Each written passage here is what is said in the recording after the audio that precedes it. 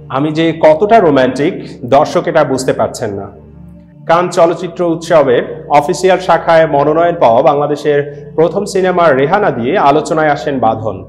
সিনেমাটি দিয়ে Asia Pacific screen অ্যাওয়ার্ডে সেরা অভিনেত্রীর পুরস্কার জেতেন। এরপর কোন সিনেমায় নাম লেখাবেন সেটা নিয়ে দোটানায় পড়ে যান। একসময় মনে হয় এই প্রাপ্তি বোঝা না হোক, সেটাকে কাঁধে নিয়েই নিজেকে নতুন করে আবিষ্কার করতে হবে। বাঁধনের মতে আরেকটি অর্জনের জন্য কি আরো 50 বছরের অপেক্ষা করব? প্রাপ্তির জায়গায় প্রাপ্তি রেখে আমি ক্যারিয়ার এগিয়ে নিতে চাই। আমার কাজ করে যেতে হবে। প্রথমবার পুলিশের গোয়েন্দা কর্মকর্তা হয়েছেন বাঁধন। চেয়েছিলেন এমন এক পুলিশ কর্মকর্তা হতে যার মধ্যে নায়কোচিত কোনো কিছু থাকবে না, যে হবে রক্তমাংসের সাধারণ মানুষের মতো। এজন্য পরিচালক সানি সানোয়ারকে কৃতিত্ব দিলেন বাঁধন। লীনা চরিত্রের পেছনের কথা বলতে গিয়ে তিনি বলেন, অনেকদিন নারী পুলিশ কর্মকর্তাদের সঙ্গে থেকেছি। তারা কিভাবে কথা বলেন, হাঁটাচলা করেন, কোন ঘটনার কি এক্সপ্রেশন দেন কাছ থেকে দেখেছি।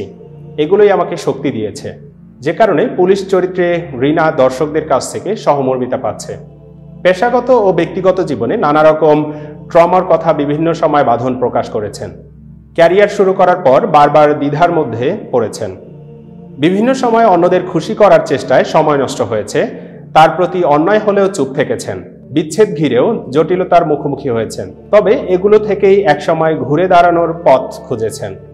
তিনি বলেন, ট্রমা ছাড়া সমাজে 2-4টা মেয়েও পাওয়া যাবে না।